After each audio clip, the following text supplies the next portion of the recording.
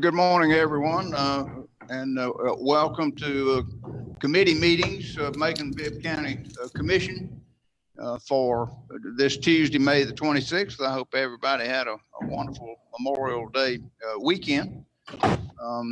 And let me read this disclosure and information piece as I am required to do. For these meetings, pursuant to instructions from the President of the United States, the Honorable Donald J. Trump, the Governor of Georgia, the Honorable Brian Kemp, and the Mayor of Macon-Bibb County, Honorable Robert A. B. Rickert. Macon-Bibb County committee meetings scheduled for Tuesday, May the 26th will be available to the Macon-Bibb County Commissioners by conference call only for the committee meetings, all of the committee meetings, and we're having several of them today. The commission chambers will be closed to the public and press as we follow the recommendations from the White House and the state capitol to limit public gatherings in order to slow the spread of COVID-19. Therefore, the public and the press may only access the meeting simultaneously online at www.maconbibb.us or www.facebook.com/Macon-Bibb County. And again, we're going to have several committee meetings today. We're going to start momentarily with the Economic and Community Development Committee, and there are a number of appointments on that agenda, and then we'll transition over to Facilities and Engineering Committee, and then that will be followed by the Public Safety Committee, and then we'll have a meeting of the Committee of the Whole, and then finally we'll have Operations and Finance, and that will allow Chairman Watkins to not only take up the agenda items that he has on his agenda for action today, but also to continue with his budget discussions. Let me see if the county attorney has any announcements that we need to make at this point. None according to Mr. Groover. And therefore, we'll go ahead and turn this over to Chairman Lucas and let her convene the meeting of the Economic and Community Development Committee. Chairman Lucas. Okay, thank you and good morning. Good morning. Is there anybody else awake other than the mayor? Nobody's saying anything. Nobody's saying anything. All right, well, we'll go for it. We're going to go ahead and call this meeting of the Economic and Community Development Committee to order. And we have a variety of items on our agenda today, and we're just very pleased that all of the committees have something on their agenda today, and I think that's great. We will first of all let everyone know that the 5 members who serve on the Economic and Community Development Committee are myself, Lucas, Chair, Commissioner Schlesinger is Vice Chair, and we are also joined on the committee by Commissioner Bivens, Commissioner Shepard, and Commissioner Watkins. And I do believe we have, let's see, is Commissioner Bivens with us today? Yeah, you may need to have a roll call, Chairman Lucas. All right, sir. Professor, we will. Commissioner Lucas, I'm here. Commissioner Schlesinger. Here. Commissioner Bivens. Commissioner Shepard. Here. And Commissioner Watkins. Here. Okay, so we have 4 of the 5 members here, and hopefully Commissioner Bivens will join us during this meeting. We'll first entertain a motion to approve the minutes of May 12th. So moved. Second. It's been motion and second to approve the minutes. Is there any discussion? Any changes? If not, all in favor of the motion to approve, say aye. Aye. All opposed? Okay, we'll recommend approval. All right, the next item is appointments to authorities, boards, and commissions. A is a resolution reappointing Janice J. Habersham to the Macon-Bibb County Library Board. of trustees. I think I saw Janice. Yeah, Janice, is she muted? And I think I also, see her waving. I think also Jennifer Lotzenheiser is on the call with us as well. Okay, great. That's correct. Great. I'm here. I don't want to speak in Janice's stead if she has an opportunity to unmute. Right. I know that I saw Janice on here. She was here. I no longer have her on my list here. Okay, well, anyway, we'll entertain a motion for the approval. So moved. Second. Been motion and second to approve the reappointment of Janice Habersham. And since we can't find Janice, we'll call Jennifer, if you could speak to Janice's service. She's coming back on the meeting now, just so y'all know. Is she? She's logging all back right. in. Janice, thank you for finally appearing here. Okay, hello. We have been searching for you. Okay, great. I'm here. Do any members of the committee have any comments or any questions? All right, Janice, if you would just tell us first about your service and why you want to continue serving. And Jennifer, again, you can chime in with anything that you'd like to share. Well, I've been on the board off and on for the last 20 years, and I am a retired media specialist. So books and reading are so important to me. And my goal is to increase the desire for children to read. Reading is the key to success in this world. So I am just a total advocate. I love working with Jennifer, and we've done some wonderful things. And we've watched the library turn, completely change as far as reaching the community and helping one another and getting people to read, and the computer lab and a lot of things that serves this city in so many wonderful ways. And I'm just glad to have been a part of it several times. I've been the board chair twice, and this time I want somebody else to do it. I'm just gonna lay back, enjoy, and if they let you. All right, Jennifer, you have anything you'd like to add?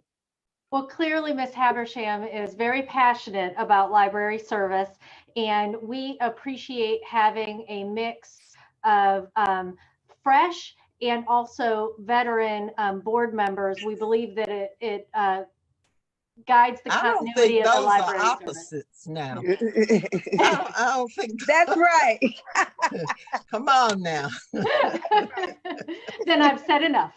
Yeah, well, no, I just want to compliment you and those who serve this community on boards like the library board, because people really don't realize all that you do. And during the pandemic, during the times that people have been sheltering in place, the libraries have been closed, but they have continued to offer service, as have many other entities in the community. But they have continued, because I've watched all of the different programs, the reading, all of the different things that you've been offering. Could you just share one or two innovative things, and then we'll move on to approval on this? In either one of you, Janice or Jennifer. Well, I can start as far as the library has gotten more involved with the community. It's had more services. Even during the pandemic, they had online activities and storytelling activities. It's just been fantastic what we're doing. And we're kind of like, we need people to know more, and we need people to know more about what we're doing. Some fantastic things are going on in the Middle Georgia Regional Libraries. Okay, specifically, Jennifer? Specifically, I'm most excited about how we were able to completely rework the summer reading program to be fully engaged in a virtual environment, but also not leave behind our students who are not able to participate virtually.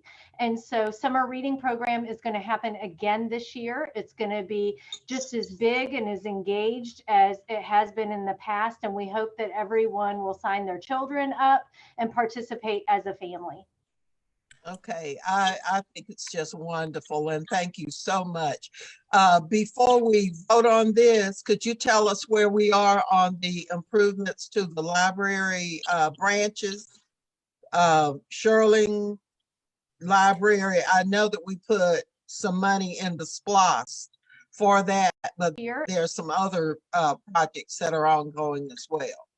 So you mentioned the Shirling and the SPLOS. That funding is not actually available to the library yet, but that's okay because we are also on the state list for the 90-10 split so that the state can help fund some of those improvements as well. And we are hopeful that next year that will be considered by the state and be able to turn the local $1 million investment into a $3 million investment. So we're really excited about that.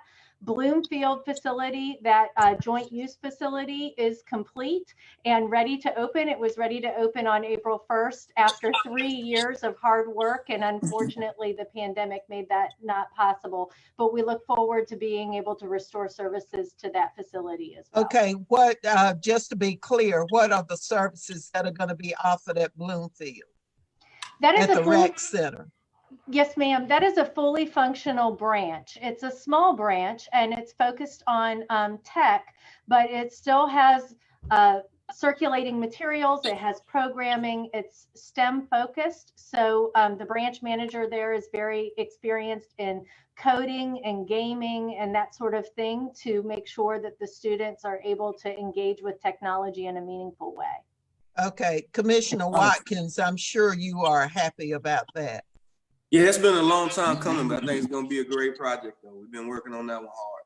I think so, too. I just wanted everybody to know that at Bloomfield, there is a library branch that's going to be there that will be wonderful for that area of town. So, okay, any further discussion, questions, anything? There's a library branch. There's a library branch, new basketball court, like 2 baseball fields, and I think I left something out.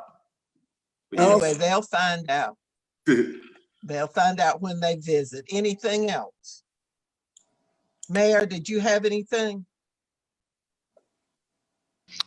No, ma'am. We're just excited that Janice wants to continue to serve. You can tell she's obviously been an engaged and a wonderful board member, so we're delighted to renominate her for reappointment to the library board. Thank you. Yeah. Thank you.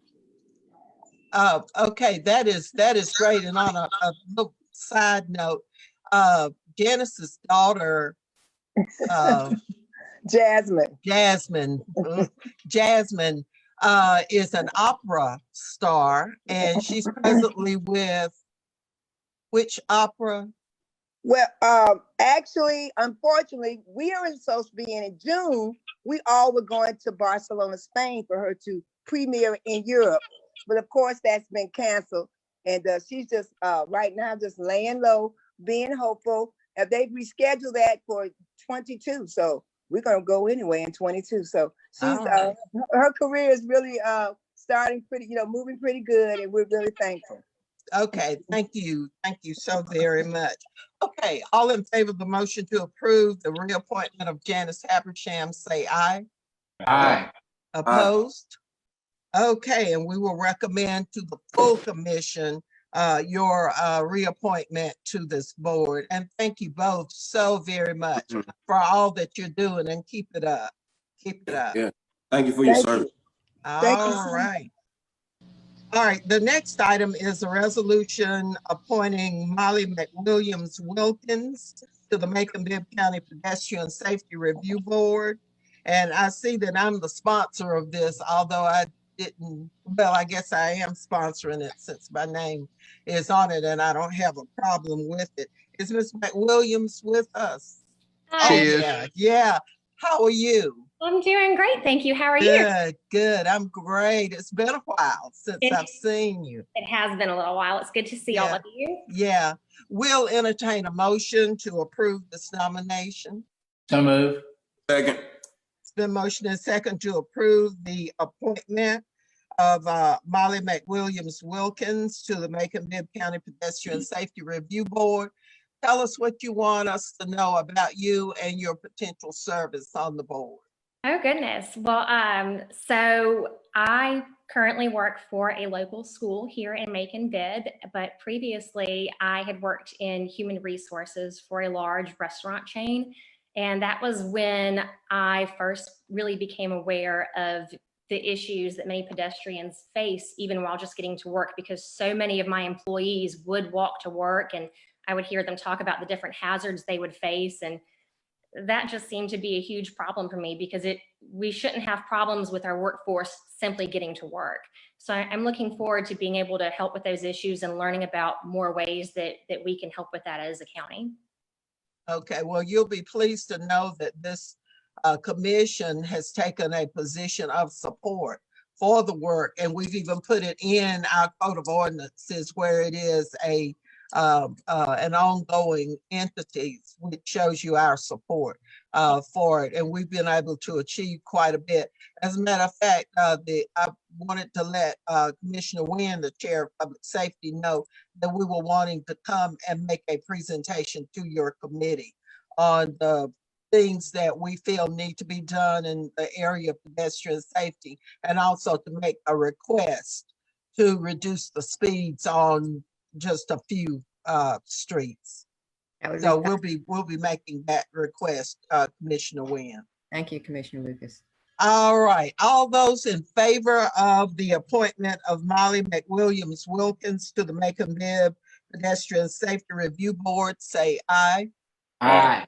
Opposed? All right, so that's unanimous. Molly, thank you so much for being here. You're welcome to stay, as the mayor usually says. You're welcome to stay, but if you can't, then we'll understand. But we will recommend your appointment to the full commission next week. I'll stay as long as I can. Thank you. Okay, thank you very much.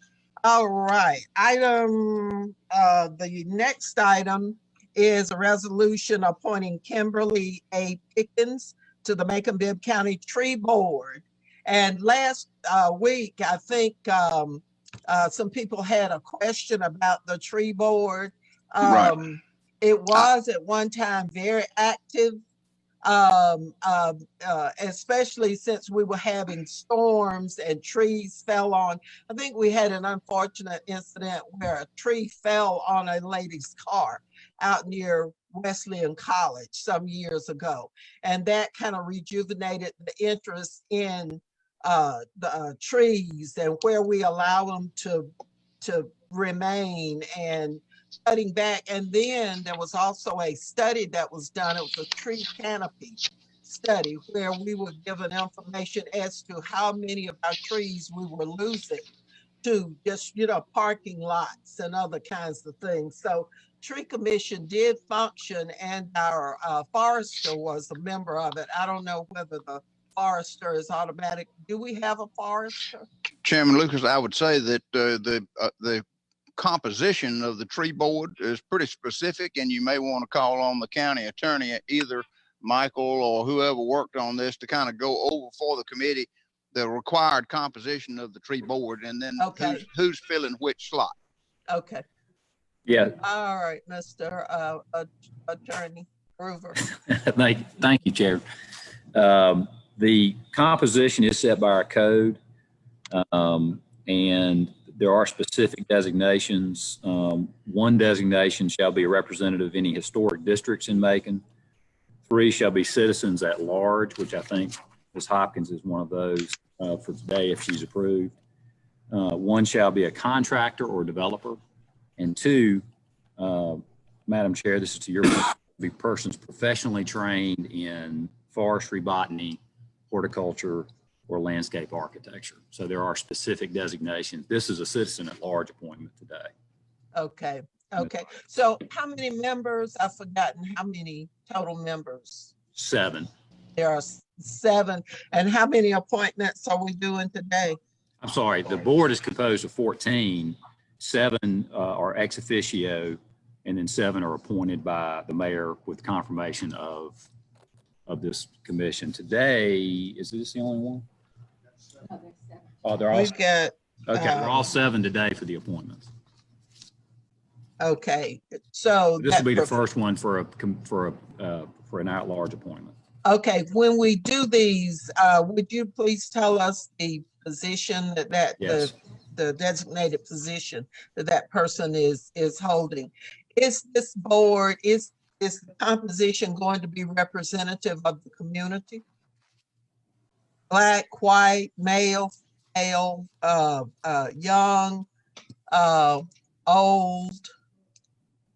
Mr. Mayor, I'll let you take that. This from an appointment standpoint, you're making the appointment. I'm not aware of any specificity in the ordinance for composition by race or by sex or by gender or by age. We've just selected a good slate of people that I think you'll appreciate. Okay, that's a good answer, and that's one that gets you out of that question. But my question remains that on any boards that we have, and I'm going to continue to say that it needs to reflect the community. And when we don't do that, we say to segments of this community that we didn't care enough to try and make sure that everybody was represented. I don't care what it is. And I think we ought to adopt that position. So I understand, and this is no reflection on the folks who are being nominated. I feel certain that they're going to be approved. But I just wanted to make that statement as a matter of what I expect. And I know, we need to make that statement to whomever the new mayor is, that we expect these kinds of boards to reflect the makeup of this community.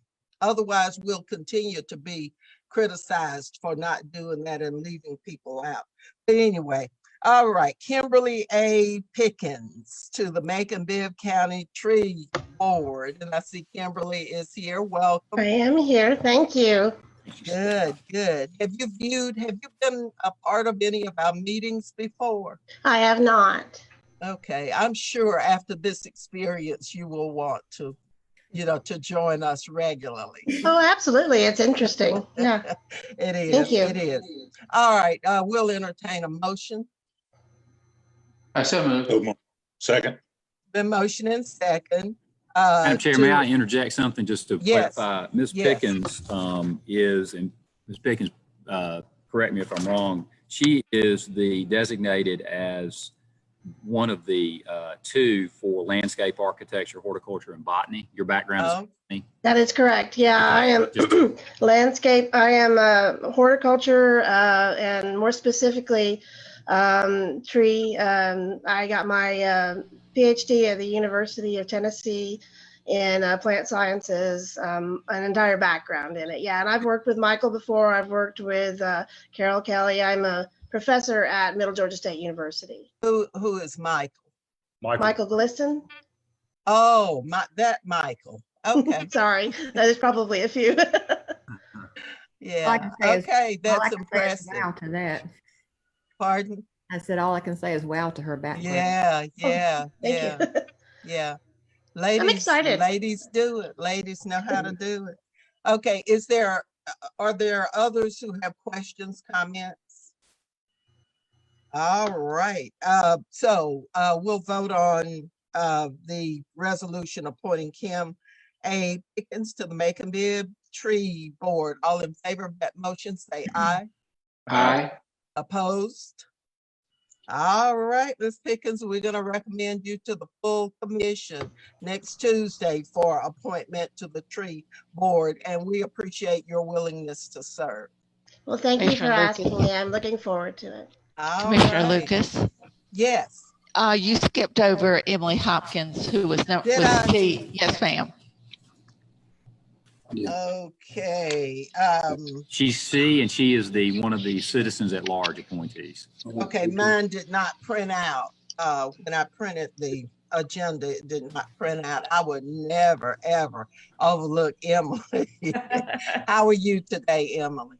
I'm great. How are you doing? That's great. That's great. We'll entertain a motion on Emily Hopkins. So moved. Second. Been motion and second to approve Emily Hopkins to membership on the tree board. Correct. Is it- Correct. okay. And Emily, as we all know, is the Main Street manager, but now working at Newtown and serves as a director of place at Newtown. So she was wearing two hats and does an excellent job with both. And I think she'd make a wonderful addition to the tree board. Happy to nominate her. That's great. That's great. Emily? Yeah, thank you. Thank you for that.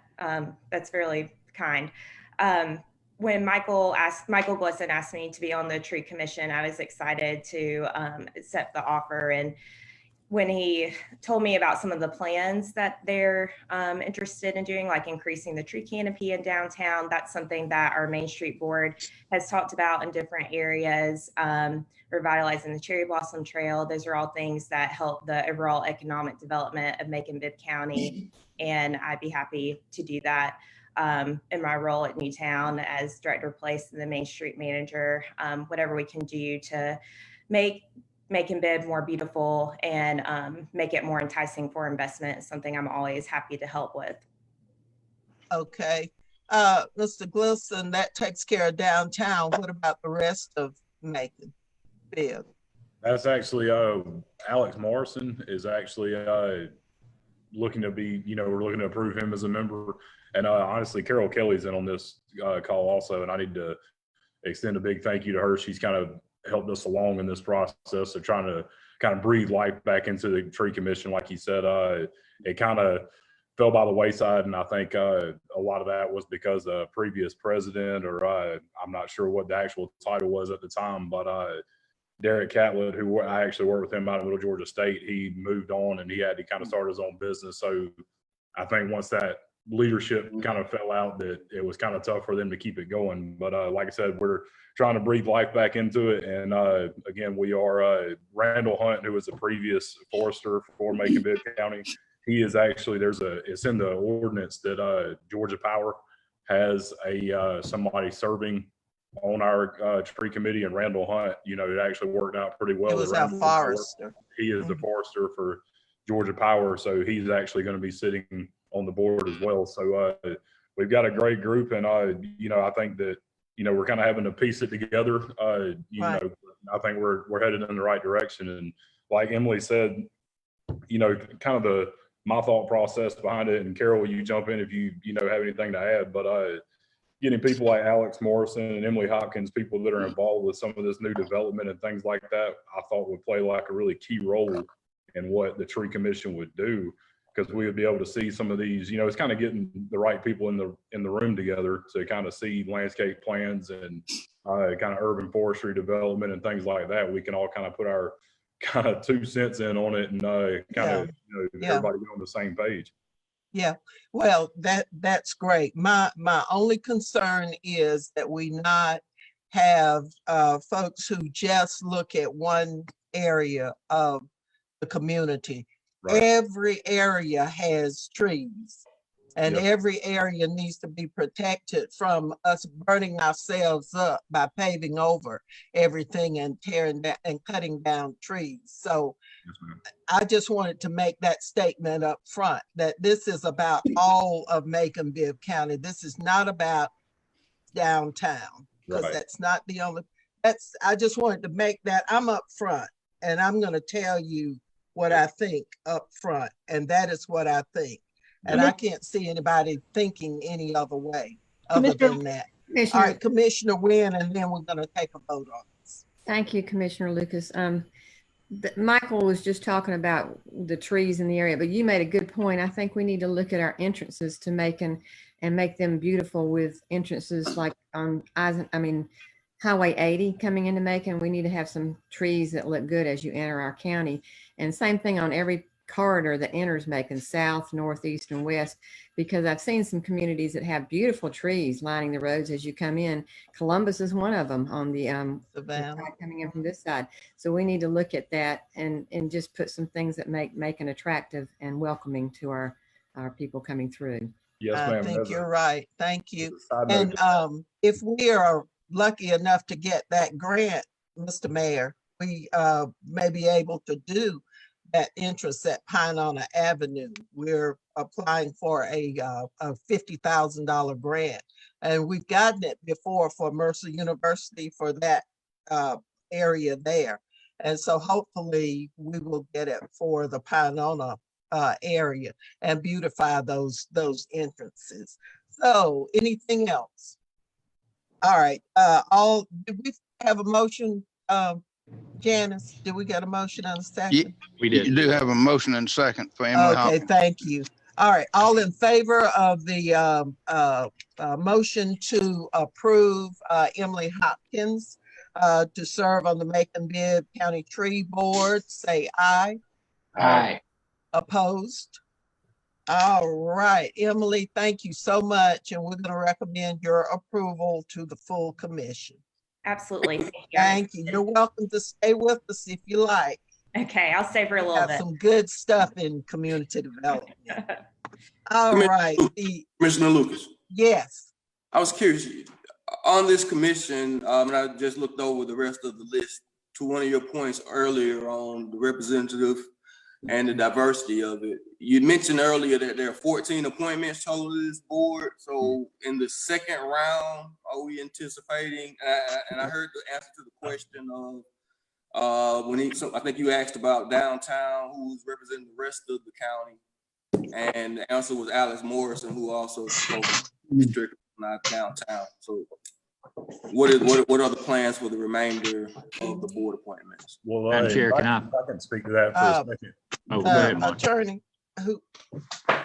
The Well, attorney. I'll speak since I spoke to it first. Go ahead. There are 14 under the ordinance. There are 14 total members, 7 of which are appointed by mayor and commission, and 7 of which are ex officio, that is by title. So, for example, the other 7 members who are not appointed by mayor and commission would be the director of public Department of Parks and Beautification, the forester, the member of the State Forestry Commission, the director of Keep Macon-Bibb Beautiful Board, this designee, a representative of Georgia Power, the director of County Extension Services, and the director of Macon-Bibb County Planning and Zoning Board. Those are the other 7 by title designation. So this is the entire slate of appointments that I'm looking. That's correct. Okay, with those different groups, possibly it'll be the director or a designee. Is that usually the way it works? That's so we correct. have an opportunity with those entities. Are those voting members? No, ma'am. The others, the 7, they're ex officio. They're ex officio members. No vote. Okay, so the folks that we're approving are the ones who would actually vote on things. The others would not, and that would not be fair and equitable representation over the entire board of the community. That's correct. I think so. We're in a situation now where we've got folks who've agreed to serve. So we've got to go ahead and approve. I don't see any resistance to any of the folks who have been nominated, but we've got to correct that. Commissioner Lucas, could I speak? Sure. Carol. Carol from the Extension Office. I've served on the board for the past 13 years as in an ex officio capacity, and I just want to reassure you that through the years that I've been a part of it, the board has really made an effort to address the whole community, move Arbor Day events throughout the community, and the appointees, the 7 voting members are from a variety of sections of Bibb County, a variety of interests. The first couple y'all talked about may have particular interest in downtown Macon, but this is a diverse board. To your point, it's not racially diverse, and I think that's something we probably need to work on in the future. But I would also argue that there's not as much racial diversity, unfortunately, in the forestry field, landscape field, but I think that's something we can improve on in the future. But as far as young, old, people that have been a part of, we're hearing somebody's Can I just remind everyone to please mute your microphone if you're not speaking? please mute your microphone if you're not speaking because we can hear you. I think Michael and Pam and I and the Seth Hawkins from the Forestry Commission, we understand your point about diversity and looking out for all of Macon-Bibb County, and we will take that point to heart as we sit down with this new group at a first meeting. Okay, that's great. It's like a marriage. You have to make your point up front, because as you get into it, it's kind of, you know, it's harder to make your point. Yes, ma'am. All right. So where are we, Janice? Okay, we are at Robert Sargent, who is number E. Okay. Madam Chair, he is the other forestry expert. Oh, okay. By designation. All right. Is Mr. Sargent on with us? I did not see him. Okay, Ms. Mayor, you want to talk about this nominee, and then we can do a tentative approval and do a final approval at pre-commission next week? That would be great, Madam Chairman. Thank you very much. Mr. Sargent has a bachelor's degree in wildlife ecology. He has a master's degree in forest resources and a PhD in forest resources from the University of Georgia. We're delighted that somebody with these qualifications is willing to serve, and we think he would be an excellent addition. Since 2015, he's been a program manager for the Georgia DNR Wildlife Resources Division. And, you know, not only do you want to have a tree canopy, you want to have critters in the trees, birds and wildlife, and look out for that interest as well. I think he'd be an excellent addition. Happy to nominate him. Okay, we'll entertain a motion. So moved. Second. Been motion and second to tentatively approve Robert A. Sargent Jr. to the Macon-Bibb Tree Board. Any further discussion? If not, all in favor of the motion say aye. Aye. Opposed? I think everybody, Rabbi, I think it's just you and I. I didn't hear anybody. That was an You aye. and me. Silence means consent. Yep, that's right. That's right. Okay. Button. So, Mayor, is it your plan for Mr. Sargent to join us next week? Yes, we'll try to have him at pre-commission. Okay. Sometimes this is the confirmation is the only approval.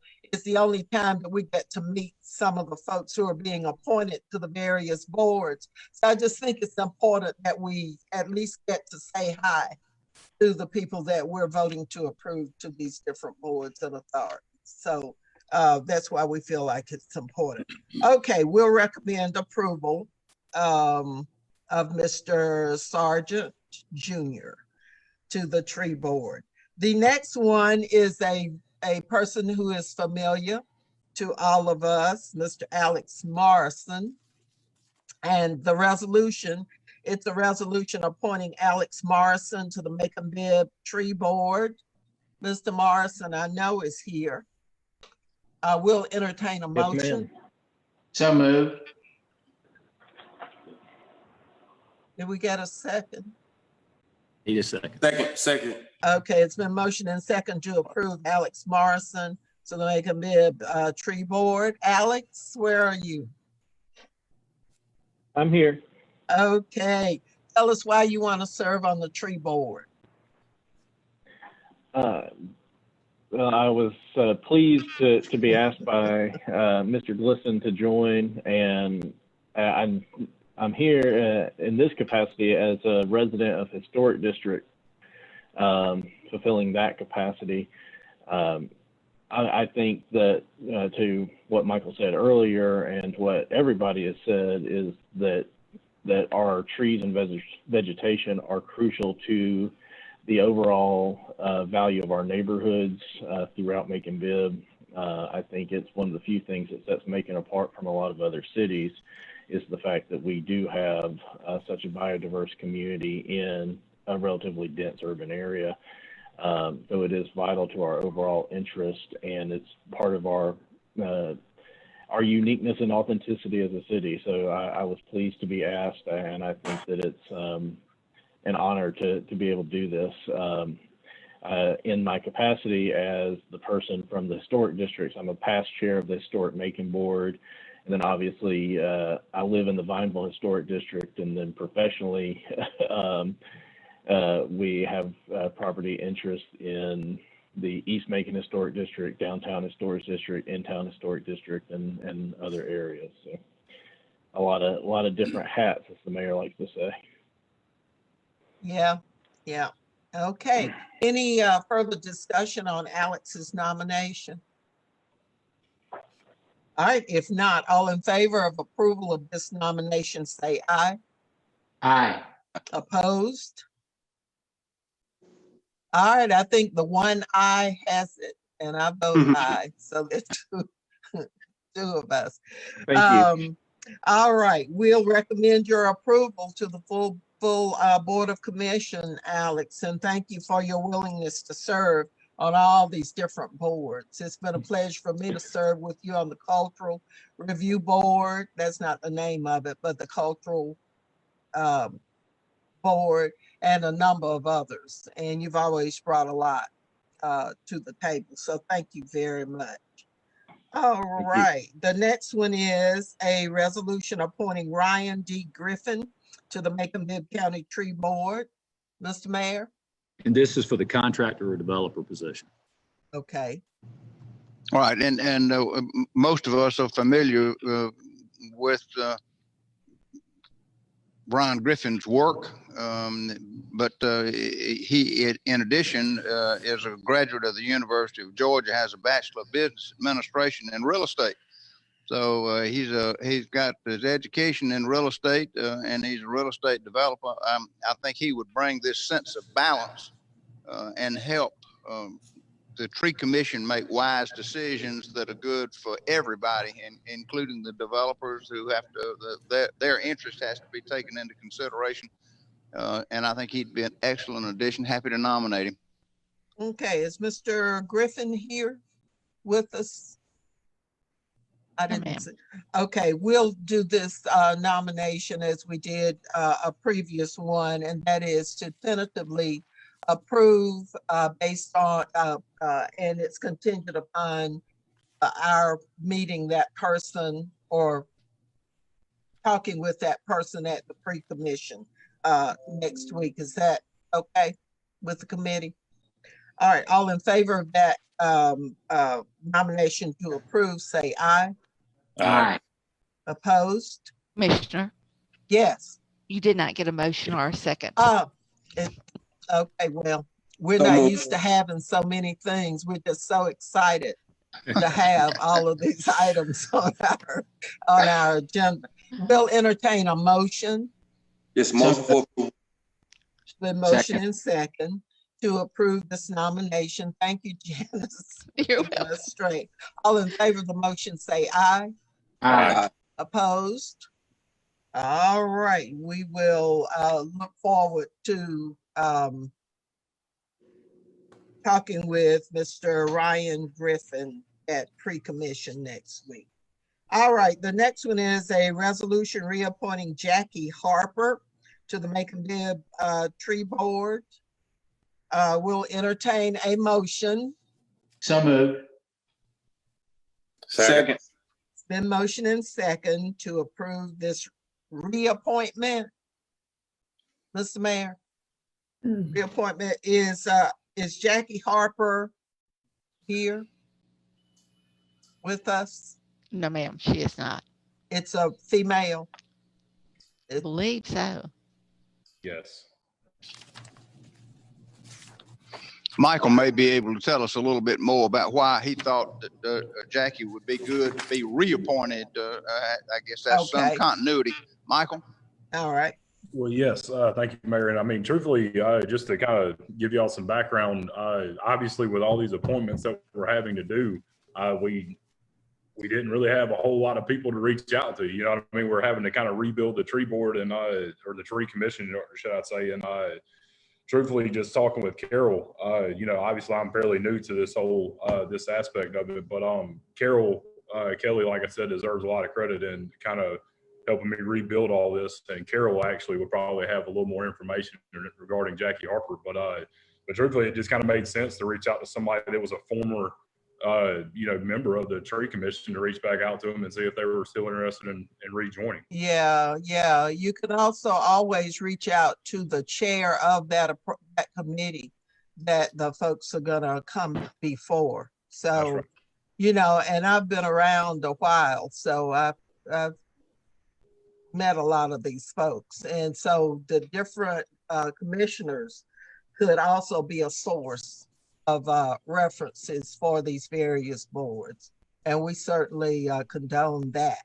We want you to do more of that. So, all right. So this is a female, Jackie Harper, and has served before. And this is a reappointment. Have we gotten a motion and second?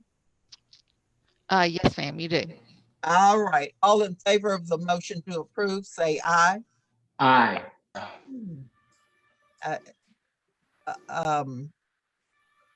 We said it in unison. Okay. Thank you, Mr. Watkins. All right. Opposed, same sign.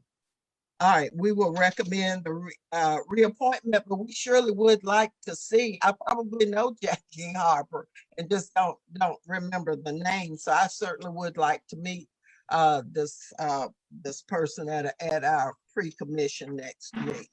So, okay, that takes care of that. We just are so pleased that y'all have agreed to serve on these things because it's personal time. Commissioner, you have one more. All right. Wayne Woodworth. So for some reason, all of my agendas are not printing off. Wayne it's just the little line that comes after the is this a resolution appointing Wayne Woodworth? Yes, ma'am. Yes. Is that the one? Yes, okay. Is Mr. Woodworth with us? Yes. Oh, okay. He's been here a long time.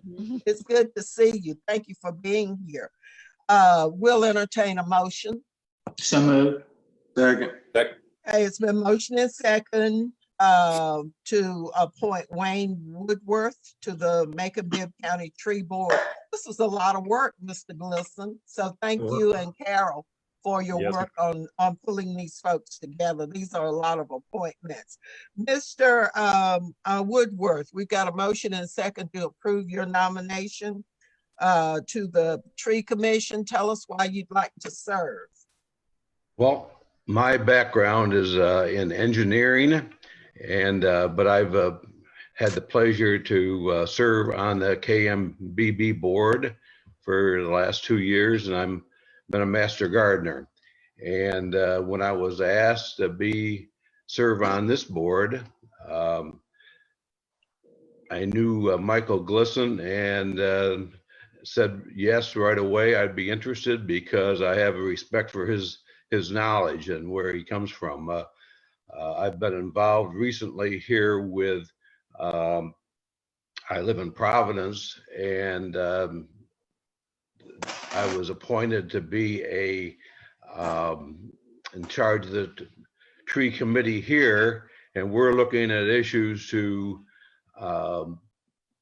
preserve our trees in Providence for the coming years. Now we have a concern there, and I'm looking to share this with the rest of the Macon-Bibb community, because the same problems we have here, I'm sure we have in other places. So we're reaching out with that, and I've had a chance to meet a lot of people, really around the world, and taking on the preserving the cherry blossom trees. Okay. And so got a lot of contacts there, and I have been giving PowerPoint presentations when that was we were still able to do that, to garden clubs and civic organizations. And this is kind of communication with the community, communication through back to the commission, and getting word out to the community, and And I think that's as important to get everybody on the same page here. So Right. that's why I'm excited to be part of this board. So Okay, we can tell you stayed with us all this time, and you seem like you're gonna stay with us the remainder of the time. You're hooked. I'm We in it now. appreciate it. Yes. Thank you so much. Any questions for Mr. Woodworth? Ms. Chair. Yes. Yes, thank you, Ms. Chair. Mr. Woodworth, you live in Providence. Yes. And I know that you folks out there have had some issues with trees. You had tree removal along the backside of Providence, along the interstate, Yes. where they took down all the trees, and then they've got constructions at your front entrance that's taken down a lot of trees. So I know you've got some experience working with things that are removing some of the trees in our community. So I hope you continue to do that and expand all around the community to see where construction may be affecting the trees. Right. We're actually burning ourselves up by removal of trees. And so I'd like for this group to bring back to us at some reasonable time any studies that you've done, any information that you've gotten as to the temperature that our community that we experience as a result of removal of trees, and what your recommendations would be for this whole community on tree removal or not to remove trees. You can be beneficial to a lot of development, a lot of developers in the area too. So we appreciate that. Thank you, Commissioner Wynn. All in favor of the motion to approve Mr. Woodworth, say aye. You need a motion and a second. I thought we got a motion and a second. Oh, I did thought you? Rabbi Okay, I missed it. All right, I'm Thank going you. to approve. Second. All Okay. right, it's been motion and second to approve Mr. Woodworth. All in favor, say aye. Aye. Opposed? Gosh, I'm gonna live up to my old reputation after a while. I keep getting these. All right, so are those all of the nominations? Ms. Ross? Yes, it is. Those are all of our nominations. We want to congratulate all of you and thank you so much, as we said, for your willingness to serve. All right? Yes. Commissioner Jones. Mallory Jones here. Yes, I just want to make a comment. We had a tree commission before. Right. I guess it's called a tree board now. Yes. It's used interchangeably. And No, we changed a lot of the different commissions so as not to confuse those commissioners with the Macon-Bibb commissioners. We changed those, the name to boards. Board, okay. So that they would be serving on boards, not commissions. Okay. Previously, it was called the Tree Commission, and right. And I didn't remember Carol being on there, and I'm glad she is. I'm glad Michael Glisson. We've got some really good expertise there, and I'm all for tree canopy and love trees and all they bring to the community. But I haven't seen their mission or their bylaws, and I'd like to get a copy of that, Duke or Michael, if you can provide me with that. Yes, what sir. I don't want to happen, I want this to be a balanced approach to tree canopy. And before, if we go back to 2012 and 2013, and Commissioner Bivens will remember this, and Commissioner Allen, I think, will remember this. Commissioner Chairman Hart, Commissioner Longie Edwards, Commissioner Elmo Richardson, but they had some really unreasonable things that they wanted to do at that time. For example, if I wanted to take down a tree in my yard, I would have to pay a citizen would have to pay a $500 fee for a permit for an arborist to come out and say, yes, you can take down that tree on your property. We don't want to trample on private property rights. And there were also some things in there, as I recall, that required for plantings downtown that required some super outlandish, expensive measures to plant trees, whether it was the type tree or the type fertilizer. There were some things that were very unreasonable. And I remember all 5 members of the Bibb Commission didn't like the idea. I can tell you that the Georgia state and national level of the Association of Realtors didn't like some of those measures. So I'm hopeful they're going to have good balanced approaches. We've got some great expertise here. I'm all for supporting them and their measures as long as they don't trample on private property rights. That's something that we have across America. It's a part of America. So that's my point. I just don't want to see some measures that are going to be unreasonable. We need a good balanced approach. I love trees. Trees are all over my neighborhood, and but I don't like them when they fall on my house, and that happened about 2 years ago during the hurricane. So it's not fun when you have to remove one from your house, I can assure you. Thank you. All right, thank you, Commissioner Jones. Okay, now we will move on to the renaming of Dempsey Park, and we also have a resolution to rename Central City Park. Does the sponsor of the first resolution wish to withdraw that? Well, I don't want to withdraw it. I do want to keep it on the table as we consider resolution B, and that's to rename Central City Park as Carolyn Creighton Cherry Blossom Park. The evolution of this whole thing is that I was approached about renaming 3rd Street Park a Carolyn Creighton Cherry Blossom Park, which I thought was a great idea. In doing the research, and Michael McNeil may want to chime in on this if I miss anything. Miss Chair. Yes. Madam Chair. Has this motion A been taken off the table yet? I haven't heard any vote. I'm just indulging the sponsors since we have 2 resolutions. If we pass the first one. Let me just say something. I sponsored the second resolution. I don't know why Michael or anybody didn't put me as a sponsor with the others as co-sponsors. Okay, Janice, would you make sure that the folks who are the sponsors are listed on there, those who said they wish to be a sponsor, if you could just get that done. But I'm calling on the sponsors, which are Rabbi Schlesinger and Commissioner Watkins on the first one, because if we approve the first one, then the second one is knocked out. So I just thought you had changed and you wanted the second resolution for Central City Park to be the one that we consider. Point of, Madam Chair, again. Point of order, Madam Chairman.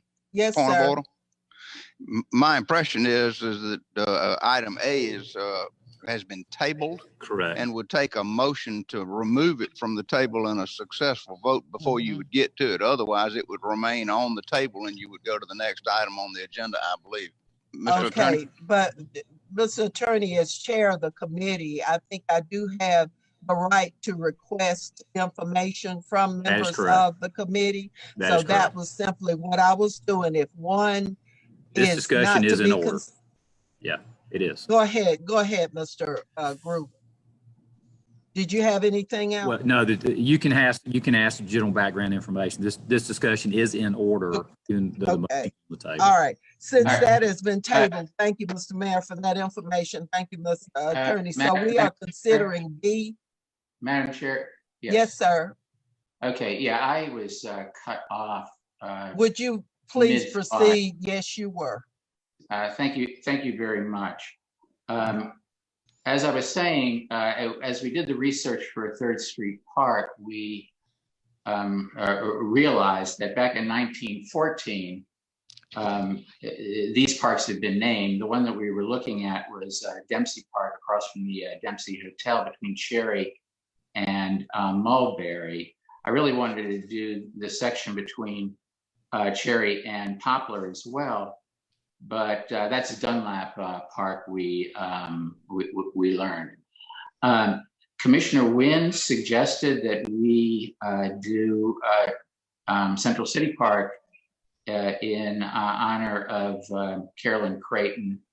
And I have no problem with that myself. So I just asked the city attorney, the county attorney, to just basically take the same resolution, same name, Carolyn Creighton Cherry Blossom Park, and apply it to Central City Park. During our discussion, I guess 2 weeks ago, it seemed that there was support for doing this from other commissioners. As you can see, we've got a pretty good list of co-sponsors of this. So my intent today is to leave item A on the table and proceed to item B, which would be renaming Central City Park Carolyn Creighton Cherry Blossom Park. Okay. All right. The other co-sponsor, Mr. Watkins. Yes. I love Miss Carolyn Creighton to death. I think we really should be honoring her in our community. Her contributions, particularly to the Cherry Blossom Festival, have brought the city of Macon international prominence. And I thought the initial request from the Cherry Blossom Festival, and I believe her family, for the name of the 3rd Street Park, which is really exclusively a cherry blossom park when we think about the events that happened there with the ice cream giveaways and several other things over the years. Excuse me, I'm pleased. With other things over the years, and Central City Park being a larger park that is used by a variety of events and host a variety of diverse programming. To name it Cherry Blossom Park seems like it's going to create some problems for several other entities in the community. And I just caution us, remember what the Cherry Blossom Festival originally asked for. I think it's maybe a bit of an overreach. I don't want to stand in opposition to it because I would like to honor Ms. Creighton and move along, but there should be some caution noted. Thank you. Let me just correct one thing. It was not the Cherry Blossom Festival itself that made the request for the renaming of 3rd Street Park. Yeah. Thank you. Okay, Commissioner Wynn. Let's get some clarification here. After 2 weeks ago, after the meeting, Commissioner Schlesinger called me and said he agreed he would sign on with a resolution if I decided to go ahead with naming Central City Park after Carolyn Creighton. I did not. I don't know what got mixed up, but my resolution was to name Central City Park Carolyn Creighton Park, not Carolyn Creighton Cherry Blossom Festival Park. Here's why.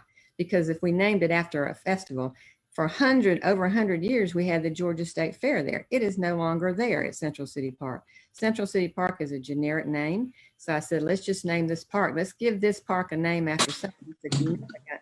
It's made a great contribution to our community, made us an international festival here. The festival events take place at Central City Park, but we do not want to name Central City Park the Cherry Blossom Festival Park. We want to name it Carolyn Creighton Park.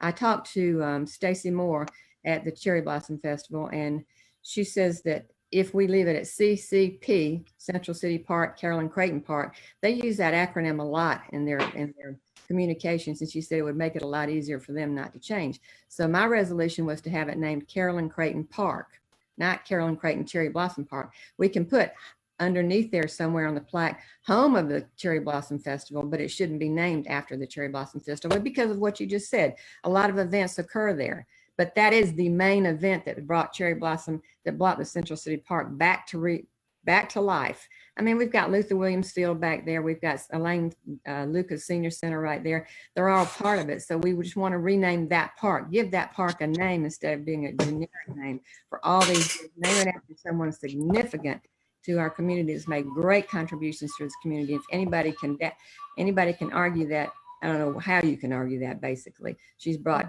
international visitors. She's brought millions because of the Cherry Blossom Festival that she created. She is the mother of that. And I think Central City Park should be named Carolyn Creighton Park. Okay. Madam Chair, this is Commissioner Tillman. All right, Mayor Pro Tem. This is what happens when others intervene and other folks' ideas and suggestions. And it was a simple idea and suggestion. from Rabbi Schlesinger and Commissioner Watkins, who are the originators. Now, with all due respect, Commissioner Wynn, you've intervened and it's causing this to go on longer than it should because you come up with something totally different. I would be glad, as I stated 2 weeks ago, to work with you on naming it, maybe something else. We've got former mayors that need something named in their honor and so forth. I really wish y'all would move forward with this with Ms. Creighton because we don't need to bring any further, like we don't agree from this commission. This is supposed to be something so simple, and let's continue to just make it so simple and move on, please. Agreed. The county attorney has something to add. Thank you. Probably to get to regular order, we've got a agreement by Commissioners. Yeah, I see what that is now. To keep the first Dempsey Park on the table. We probably need a motion for this. We're getting a conversation from somewhere. This is Rachel with Public Affairs. Just a reminder, please mute your microphone if you're going to be talking in addition, so everyone is able to hear each other. Thank you. We probably need, Madam Chair, a motion in a second for further discussion on the Central City Park issue since the first. All right. Table. We'll thank you, Ms. County Attorney.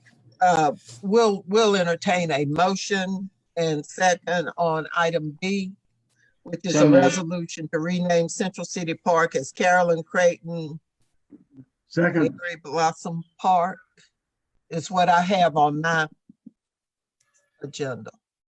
So moved. Second. All right, it's been motioned and second on item B.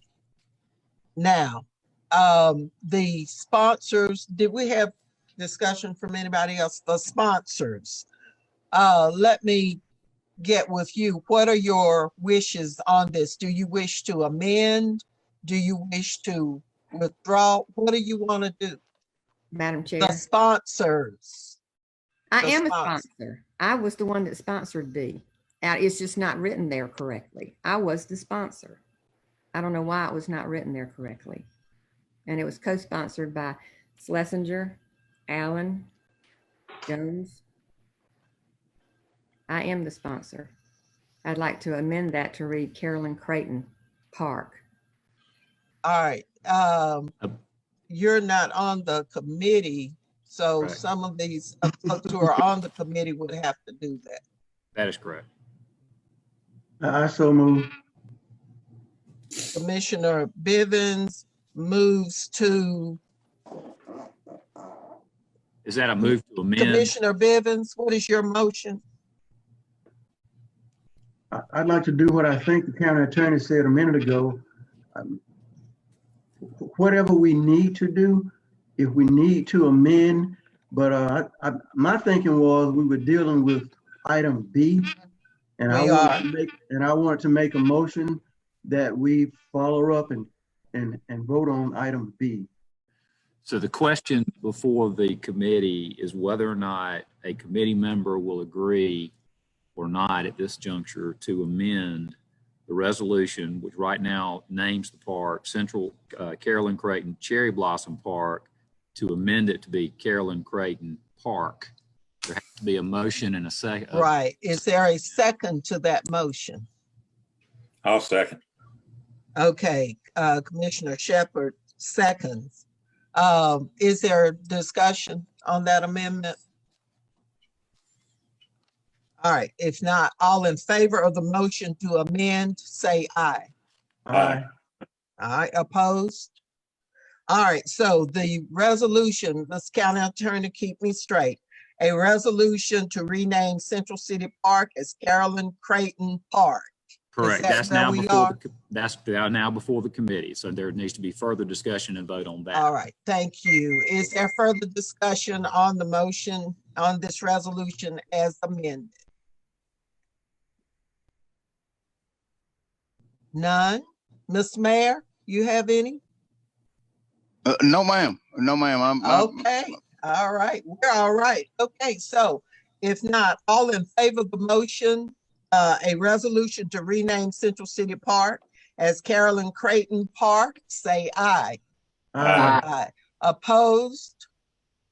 All right, it is unanimous. And y'all, please, Ms. Nguyen is one of the co-sponsors. Michael, can you make sure that's clear on the resolution for next Tuesday? Yeah, and fellow commissioners, keep in mind that we can co-sponsor any of these resolutions that we wish, or ordinances that we wish to. And if you're in favor of something, sign your name, put your name on as a co-sponsor on any that we've already approved or any that are coming before us. That's our right, our right to do that. So I'd like to add my name at the bottom as one of those who endorses this this resolution. So we've approved, Mr. County Attorney, we have approved the resolution to rename Central City Park as Carolyn Creighton Park. That is in correct. honor of Carolyn Creighton's contributions to the Macon-Bibb County community. Is that what we have done? That is correct. All right. So, yes, sir. Is that Mr. Bivens? Yes, ma'am. Yes, ma'am. sir. I'd like to follow up on what you said and be listed as a sponsor also. All right. All right. The more, the better. Madam Chair, can I give a point of information? Yes. I just want to clarify kind of the process that got us to what appears on the agenda this morning. Yes, sir. So we had the tabled resolution that Commissioner Schlesinger had submitted, and then within about an hour or so after the debate at the previous committee meeting, we got multiple requests in the attorney's office for resolutions doing various, either amending the name or changing the location of Central City Park that were all slightly different. And so that's why there was a little bit of repetition on the agenda this morning. Just as a matter of practice, it's historically been the practice of this office that the first resolution that's proposed is the one that goes on the agenda. And then the other commissioners that may have slightly varying ideas, you have the legislative process, you go through the debate process and the amendment process. And this office is glad to produce whatever the final legislation is that the committee comes up with. But I wanted to explain that in case there was any confusion about how we got to where we were today with the resolutions listed and the ways the sponsorships was listed. Right. I think it probably would help if something is tabled, then it should not appear on the agenda, or it should be, there should be a listing, a heading that says tabled items maybe, or something so that it's clear where we are. Because anyway, we Madam got Chair. that. Yes, Commissioner Nguyen. In response to what you just said, that's what was confusing. This was a tabled item, and tabled items don't usually go on the agenda. Commissioner Watkins had been doing in the past, stopped doing it, but at the past he'd put some of these tabled items at the end of our agenda for the whole meeting and say, does anybody want to bring these up? But this was put on the agenda under your committee, and I don't think that was correct. But okay, we've corrected it. We've approved the right one. So thank you. Thank you. Madam Chairman. Yes, sir. Would you allow the clerk to read the sponsors of the resolution that just passed so we know it's correct? Yes, Madam Clerk, would you read the sponsors, please? Yes, ma'am, I'll be happy to.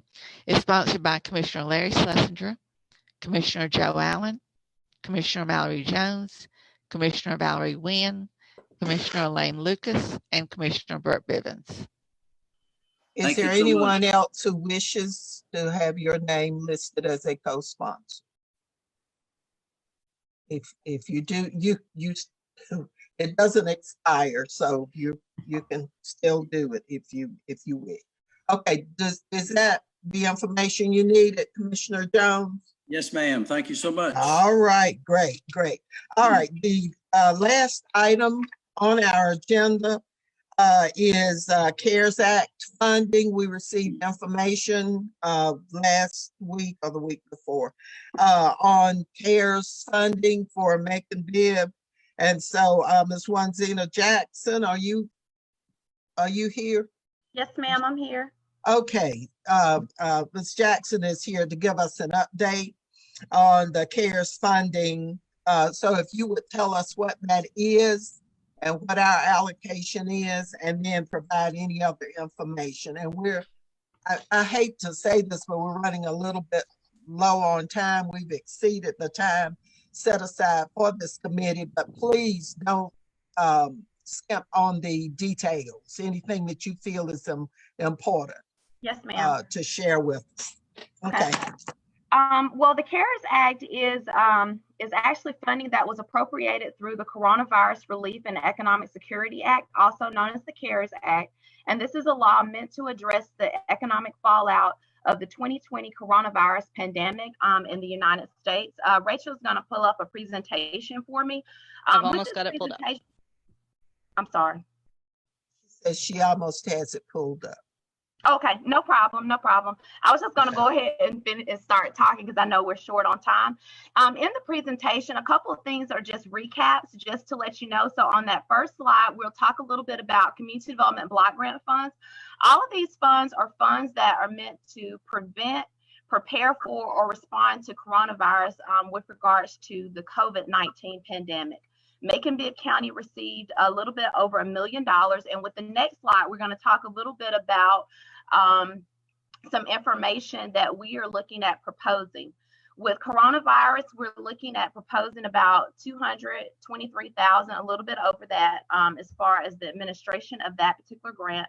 For the economic development portion, this deals with anything as far as small business, and then it also deals with other economic development types of activities throughout our community. And then we also have a portion as far as housing, that's $129,250. And then public service, which is the normal amount, which is a large quantity that we normally receive applications for. How we came up with these amounts, as we go to the next slide, is that we actually did a round of applications where we asked the community to provide applications to us. With these applications that were provided to us, that the majority of the applications were public service related. And then also looking at, we received about 14 applications. Of those 14 applications that we received, that these are the agencies that we will currently be recommending for funding, just based upon the actual requirements of the grant. For this particular grant, even though there may be activities that are community development block grant eligible, it's only eligible if it prevents, prepare for, or response to coronavirus. So some of our applications that we received, that we tried to look at that, and some of them didn't necessarily fall into the coronavirus category, although they may have been eligible. So what we've done here is we have a listing of the recommendations on Big Brothers Big Sisters for their youth mentoring program. They actually asked for, the requested amount was $44,000. The amount that we're recommending at this time is $5,500. Campus Club Youth Tutorial Program, the amount that was requested was $18,540. We're recommending $11,500. For Crisis Line and Safe House Grocery and Supplies Program, they requested $11,000 and we're recommending $11,000. For Family Advancement Ministries, for their child care assistance, the recommendation was $21,000, and we are the amount requested was $21,000, and we are actually recommending $21,500. For Macon-Bibb EOC, they actually submitted 2 priorities. For their priority 1, this was to help with hotel motel program, and that was $159,500, and we're recommending $129,250. For Meals on Wheels, as far as food distribution program, it was $105,375, and we're recommending $21,375. And for Men About Change, community outreach and economic development program, education program, it was $38,150, and we're recommending $25,100. So these are the agencies that we are recommending as far as moving forward in this particular round. Ms. Jackson. Yes, Ms. Jackson. Yes, ma'am. Did loaves and fishes not apply? No, ma'am, they did not apply at this time. When was the application when did this open and when did this close? The actual application process for community development block grant funds, we actually did the our pre-funding webinar on Friday, May the 1st. And then it was due on that following Wednesday, which was the date of the actual application was due on June the, oh, I'm sorry, I'm on the wrong month, on May the 6th. So of that process, we actually had 14 agencies that turned in applications. So between May the 1st and May the 6th? Yes. And the webinar was that was the only time that an agency they had to be a part of the webinar, and they, in order to apply for funding, that was the only opportunity. Yes, we actually sent the webinar. We had more people that were actually on the call. These are the ones that chose to apply, which was 14. And of those 14, I also have another slide, which is the next slide, that will tell you which ones were. So some of the other organizations that applied, Charlotte's, which was a visual arts program. We also had Generations of Change. It was 2 priorities, senior meal program, as well as housing rehabilitation program. And then Macon-Bibb EOC as far as a day center program. Macon Housing Moving to Success, which was a senior program. And then the Rescue Mission Shelter program. And then also the Ringer Center, which was a work prep program. All right, so help me out. I'm just having a small problem. Yes. This request was COVID specific, because these just seem kind of a wide range of requests that seem strangely non-COVID shelter in place specific. Yes, actually what happens is with the community development block grant funds is that with the CV funds, we were provided information as far as public service, different categories that they could fall into. For the public service category, it had to be a CDBG eligible public service. However, with that CDBG public service activity, it also had to show a quantifiable provision for new or quantifiable increase as far as public services were concerned. But it also had to fall into the category of the coronavirus as far as preparing for, to respond to, or in prevention of. So with those categories, you're absolutely correct that although it's CDBG eligible activities, those activities that were presented must actually address the pandemic that the funds were actually put out for. The other category also dealt with infrastructure as far as infectious disease locations, things of that nature, and it also dealt with small business. But these are the actual applications that we received. So you are correct. Yeah, I guess that's what I'm saying. It's like some stuff that's strangely missing from our application matrix. I don't see health departments. I don't see homeless protection, shelter.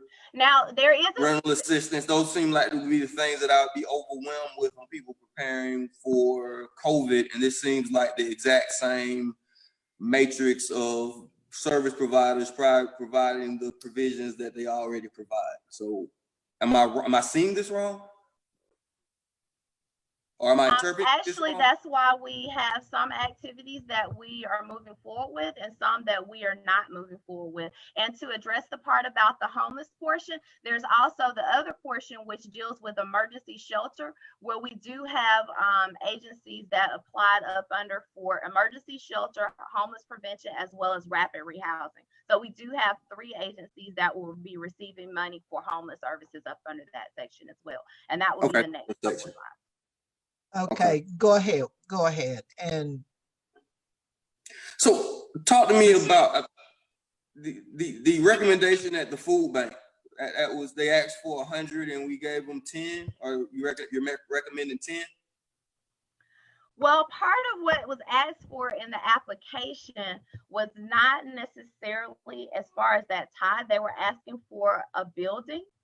as well as the majority of what was being asked for was actually a new location from the location that they're currently in, where they were asking for rent and some other things associated with it. So help me out. They had an opportunity to request extra food for food distribution for COVID response to address food scarcity and density, and they asked for a new building? I Yes, think sir, that's they what asked she's for saying. meals and we paid for the meals. The amount that they asked for meals was $21,500, and we're recommending the $21,500. And I'm not blaming you. That's just kind of fascinating to me from just the perspective. It's fascinating to me. That's surprising to me. I understand. And what we did was we actually had a group, a committee to look at the applications in regard to the really know what to regulations. do with that. All right. I'm sorry. No, I'm sorry. I yield. I'm sorry. Apologies. Okay, if you will go ahead with your report. Madam Chairman? Yes. Let me add two things. Number one is this is supplemental funding specifically from the CARES Act, and it's for that specific purpose. Number two, this is a tentative or proposed list that has to be put out for public comment, I believe, and Wanzina can correct me on that. But then once the public comment period is over, it comes back to us for a final vote, is my understanding. Wanzina, is that right? Yes, sir, it is correct. Yes, sir. Okay, all right. I know that Commissioner Watkins has a few more questions, as do I. And I know that our time for our committee, I think you're trying to tell me our time is about up, and we do have other committees to meet. And so what we will do is we will get any additional information that we need. We will try and get that individually, or we'll get it sent. Ms. Jackson, could you send all of that to? Yes, ma'am. Just do it to all the commissioners. I was gonna say to the committee, but I think everybody's interested in this. Yes, so ma'am. can we just get all of this information, and if we have specific questions, then we can address those to her, since she'll be coming back with a report with final recommendations. Does that work? Yes, ma'am. Okay, now, do you have a summary that you'd like to give us? Yes, ma'am. Actually, what I would like to do is to tell you what the next steps are for the Okay, emergency solutions okay, that's grant good, portion. and then we'll, go ahead. I'm sorry, go ahead. It's on you, go ahead. Okay. So for the emergency solution section, there are there are actually 3 agencies that are recommended for funding on that next slide for emergency shelter, as well as homeless prevention and rapid rehousing. On that last slide that we have Family Advancement Ministries. The next one that we have the amounts that they will be recommended as far as that funding. These all fall into the categories that Commissioner Watkins was asking about, as far as that emergency shelter, as well as homeless prevention for those individuals that are actually at risk of homeless or are already homeless. The last portion is just to let you know, as we go to as we end out the presentation, really talks about our next steps. We have made recommendations. These recommendations will now be actually presented as far as our substantial amendment. We have a 5-day comment period that is required. So what we will do is, after the comment period is over, they will come back to commission to actually look at what the recommendations are. We will also provide any comments that we have received during that time frame to you, for you to review and actually give us additional feedback, as well as to make comments. Okay, I think what some of us are feeling is that while you're having to go through all of this, and I know these are the legal requirements that you have to go through in getting this work done, then there are people out there. We're in the midst of a growing pandemic. And so your question would be, how are those folks being served now? And so they're not, until you go through all of these changes and then get a final document in. That's the frustration that I have, that it's not working quickly enough for the folks who need the services. But that's not your fault. That's the way the system is working. If we could get all that information and you keep us in the loop on all of the steps that you're taking, we would appreciate that. Yes, ma'am. All right, and thank you so much for your information. All right, we're going to close by. I have two things that I want to mention. The Dr. Betty Talbot Park, which is what we've named the Wise Avenue Park. Mr. Callens is working on that, and hopefully we will have that on the next agenda. And then one final request from the East Side Neighborhood Associations. They are requesting Macon-Bibb to look into establishing a public-private partnership for the Appling Historic Building. It is a historic school. At one time, you had Ballard Hudson on one side of town, Appling on the other side of town. They do not wish for that building, the Appling building, to be torn down and forgotten because it carries a lot of history. They are asking Macon-Bibb County to work with whomever we have to work with to set up that public-private partnership to identify a purpose for that Appling building. Two suggestions have come up: senior housing and an aquatics center, because we don't do anything as far as competitive swim meets here in Macon-Bibb. So the East Side Neighborhood Associations are requesting that we take that under advisement and look to that. We know that the Board of Education owns the Appling Middle School building there by the Armory. And so whatever we need to do, I'm going to ask the legal department if they would look into where we are as far as possibly getting involved in a public-private partnership to save that historic building and, of course, the name, Peter G. Appling. So that's all that I have. Do other members have, did I miss anything, Madam Clerk, Mr. Mayor? Members of the committee? No, I think that was thorough. All right, we certainly were long, but we had a lot on the agenda. And I want to thank the committee for your patience and for your input, as always, on economic and community development issues. So if we don't have anything else, then we're going to adjourn our meeting. Thank you all so very much, especially our visitors. Thank you, Chairman Lucas. Next committee to meet is Facilities and Engineering, and that's the chair is Mallory Jones. Chairman Jones.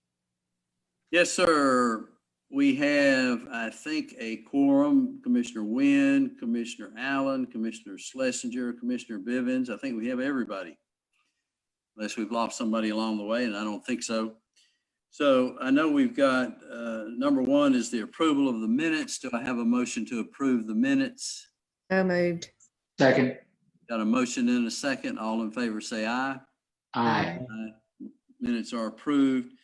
And number two, we've got a series of quitclaim deeds. Mr. Mayor, I'm going to ask you to give us some background on this. It involves Mercer University on each parcel of property. We've got 7 of those, I believe. That's correct, Mr. Chairman. A couple of weeks ago, we closed portions of Linden Avenue, Chestnut Street, and Chestnut Street Lane. There was also a small portion of Dannenberg Avenue that we closed. Now what we're trying to do is to quitclaim those properties along with several other pieces that are where Macon-Bibb County has an ownership interest for drainage ways. So we've included those parcels as well. And I think there'll be somebody that can better explain this than I on the line. I hope so at any rate. Do we have the county engineer here, or? Dr. Moffitt, you got anybody lined up to talk to this, or you want me to? Well, I thought Michael was on the line to explain it from our meeting on Friday, but you summed it up pretty good. This is just for the drainage and right-of-way issues that need to be cleaned up to transfer the property. Oh, there's Michael. I'm here. Any? Go ahead, Mike. So three of those quitclaim deeds are deeds for the land underneath the roads that the commission voted to close a couple of weeks ago. And then along with that, there are some parcels on the corner of Linden and Chestnut that the county owns. They've got a giant drainage ditch that runs through them. And I'm trying to pull up the map right now that I can show y'all, but they've got a giant drainage ditch that runs through them. And these are all county-owned properties that would be conveyed to Mercer with the preservation of the drainage easements on there. Let me see. I've got that right here. Yeah, while Michael's pulling that up, I'll just add one little thing. The dog park. Everybody's familiar with the dog park that's across Linden Avenue from this development, and there is a stream, an open stream that runs through the dog park, makes it one of the attractive features. Well, the drainage easement upstream, if you will, on the other side of Linden Avenue is where we own some property. And we're conveying that so that Mercer can incorporate it into the overall design and still accommodate the drainage way. Right. So these are, if you look, I've got the 4 parcels right here, 1, 2, 3, and 4. These are all owned by Macon-Bibb. And you can see the drainage ditch takes up about half of this property. It cuts this property in half. It takes up a fair portion of this one. And then this property is only 30 feet wide. It's not wide enough to put any kind of house or any kind of other development on. And so these 4 parcels all together would be conveyed to Mercer as part of their plans. And this is Linden Avenue here.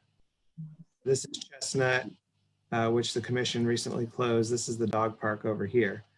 And so these 4 parcels are 4 of the resolutions that the committee has before it today. And all these easements would be preserved in the quitclaim process. So, you know, they'd have to keep that drainage system in place. One question I would have, the drainage system, would that be the responsibility still of our Public Works Department or the Macon Water Authority? I'm going to defer to legal, but my impression is that Mercer, as they incorporate this, they may want to put it into a culvert so that they can cover over it and use it for recreation purposes. These are supposed to be soccer fields, as I understand it. Right. So yeah, if we, as long as we put in the quitclaim deed, which I understand we have, that the drainage way must be maintained. If Mercer puts it in a culvert, the responsibility then would, for maintenance of the culvert, in my opinion, would fall on Mercer. That's what I would think. Would that be right, dude? Yes. Okay, good deal. Anything else we need to know, Mr. Mayor or Michael? Nothing for me. Okay. Mr. Chair, I just wanted to make sure that the amounts of money that we're being paid for this would be the amount that anybody would have to pay. How do we go about reaching how did we go about reaching the amounts? I'm assuming that these portions were appraised by a certified appraiser. Can someone confirm that? Our tax assessor's office provided all of those amounts. Tax assessor's office provided it, so that it was appraised by their formula that they used for land then. Okay. That answer your question, Commissioner Lucas? Yes, thank you. All right, if there are no other questions or comments, I guess we'll take them one by one. The letter A, a resolution to authorize the mayor to execute a quitclaim deed for the sale of property to the Corporation of Mercer University totaling 0.05 acres located at 1610 Chestnut Street for its appraised value of $4,060. Move to approve. Second. Got a motion and a second to approve. Any questions or comments? Being none, all in favor say aye. Aye. Those No. against, same sign. The motion carries. Oh, no. Okay. Commissioner Bivens votes no. You got that, Madam Clerk? All right. Letter B, a resolution to authorize the mayor to execute a quitclaim deed for the sale of property to the Corporation of Mercer University totaling 0.05 acres located at 1620 Chestnut Street for its appraised value of $4,464. Move to approve. Second. Got a motion and a second to approve. Any questions or comments? All in favor say aye. Aye. Aye. Those opposed, same sign. Aye. Mr. Bivens opposes. Letter C, a resolution to authorize the mayor to execute a quitclaim deed for the sale of property to Mercer University totaling 0.06 acres located at 905 Linden Avenue for its appraised value of $1,958. Questions or comments? Move to approve. Second. Got a motion and a second to approve. All in favor say aye. Aye. Aye. Those opposed? Aye. Commissioner Bivens opposes. Letter D, a resolution to authorize the mayor to execute a quitclaim deed for the sale of property to Mercer University totaling 0.13 acres located at 923 Linden Avenue for its appraised value of $2,273. Questions or comments? Move to approve. Second. Got a motion and a second. Mr. Chair, Yes, ma'am. I'm not on the committee, but I really, thank you for the information on the amounts that we will get from this. But I'm curious, was there a meeting held of all of the residents of that area? Because there's a neighborhood, what is it, Huguenin Heights there? Are they aware of that change that's gonna take place? Because we closed off streets, and then we also, and I'm curious about the parking changes. Mayor, can you answer that? Where people will park and that kind of thing, because we usually hear about those things after we've done this, and we're just perfectly innocent. We're just voting for improvements in an area, and this will be an improvement in there. But I'm just wondering if the neighbors in that area, which is a well-established area, if there have been any meetings or anything to explain all this that will be happening over there. The only thing I can add, Mr. Chairman, is to say that over a period of years, Mercer has acquired all of these parcels from the individual property owners, basically between Oglethorpe Avenue and the railroad tracks, with the interstate being on the other side, and then Linden Avenue, and then the dog park that we've talked about. There were several blighted and dilapidated structures in that area. I think what Commissioner Lucas is referring to on the other side of Oglethorpe, Huguenin Heights neighborhood, and there are a lot of residents there. And I cannot say whether or not there was a meeting, but I cannot imagine them not being delighted to see the improvements made in a lot of the blighted conditions remediated by Mercer as they put these recreation soccer fields over there. Right, but if people park in their yard or block off their access to their properties or whatever, then we'll hear. I'm just curious. I'm not opposed to it.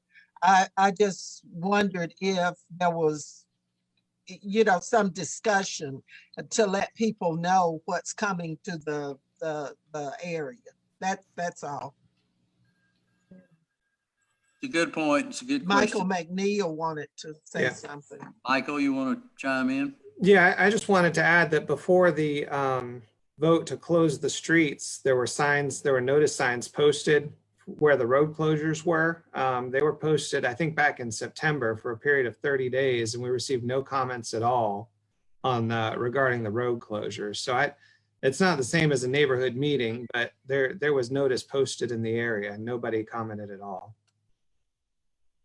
Thank you, Michael.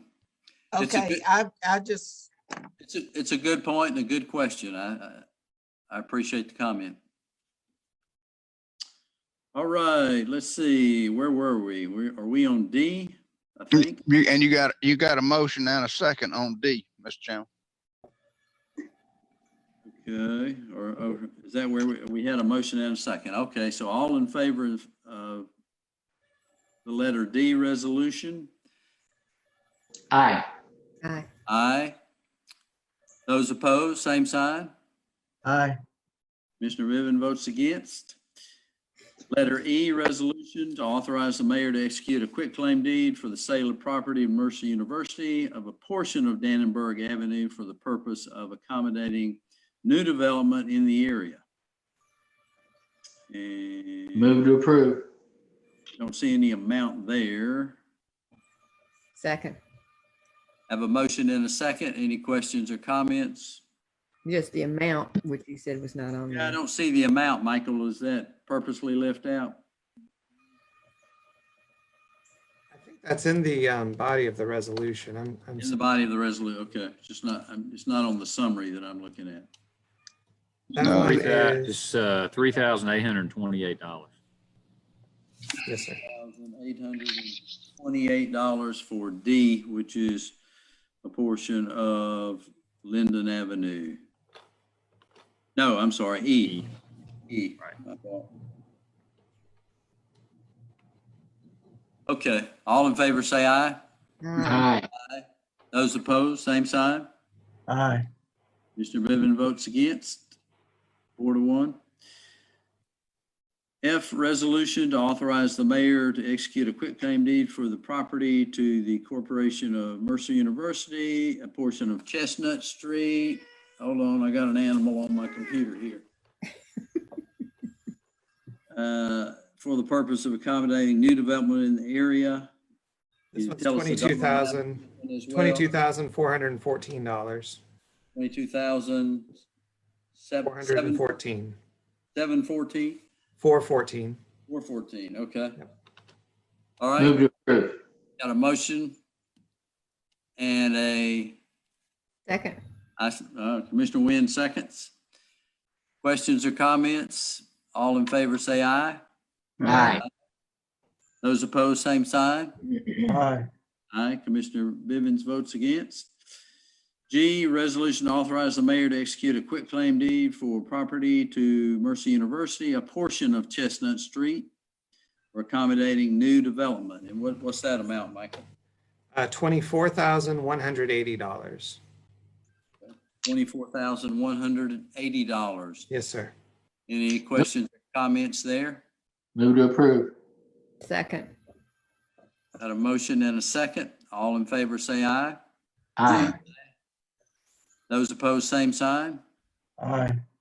Mr. Bivens votes against.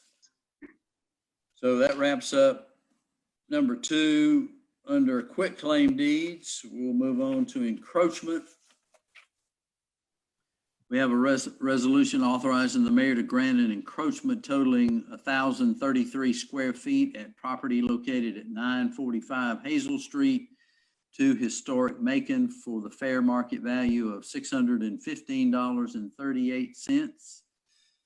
Mr. Mayor, you want to enlighten us on that? Yes, thank you, Mr. Chairman. Historic Macon is actually building 3 new houses in Bells Hill along this portion of Hazel Street. It backs up to the church that fronts on Oglethorpe. I'm can't remember the name of the church right now, but it'll come to me momentarily. In fact, you even see it in the background there. But the front, there's an encroachment that has been made into the street right of way. The curb line's not changing. The actual street is not changing. But it basically conveys a portion of the front yard to Historic Macon to go along with the property. So as you can see, in this particular photograph that's up there now, with the steps leading up, that probably is in the right of way, and the extent of the right of way that may be able, Michael or somebody may be able to tell me how many feet it is. There's an attachment that is a part of this, but yeah, it's 10-foot encroachment. It's about 100 feet long, so it's 1,033 square feet total. Right, but how wide is it? It's something like 8 feet wide or 10 feet wide. 10 feet wide. 10-foot encroachment. So 10 feet of the existing right of way being conveyed to Historic Macon, so that it becomes part of the yard. Right. And it evens up, as I understand it, it evens up the right of way down the street. Because right now you've got this little ragged toothed edge on one that's shorter than the other. So this brings it out, so it's a uniform right of way line again. Move to approve. Second. Got a motion and a second to approve. Any questions or comments? All in favor say aye. Aye. Those opposed, same sign.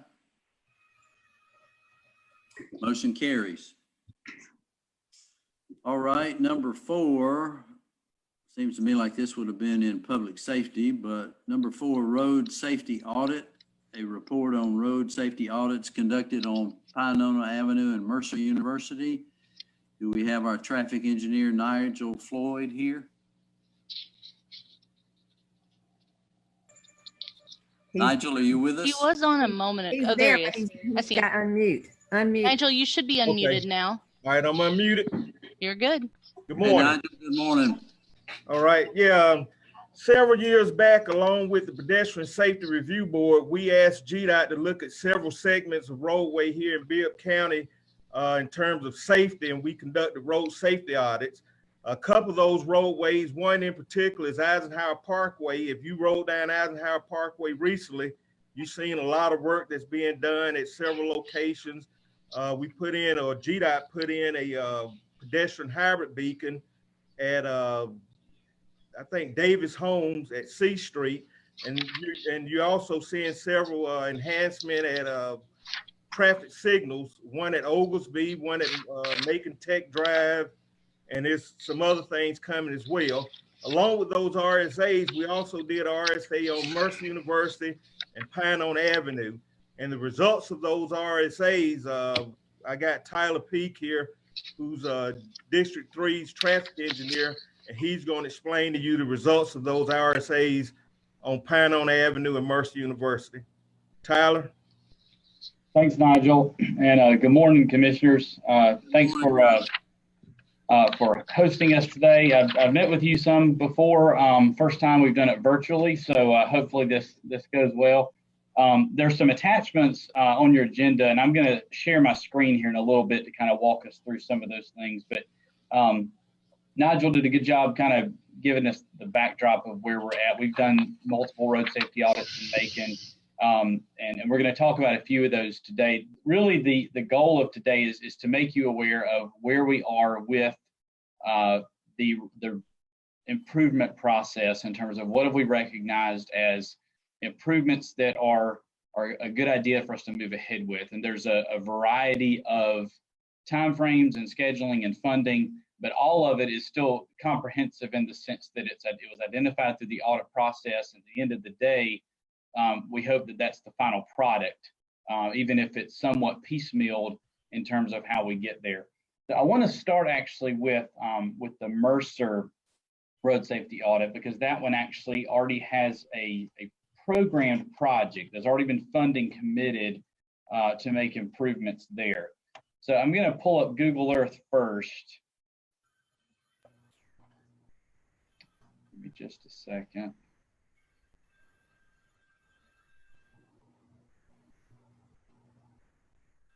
Okay.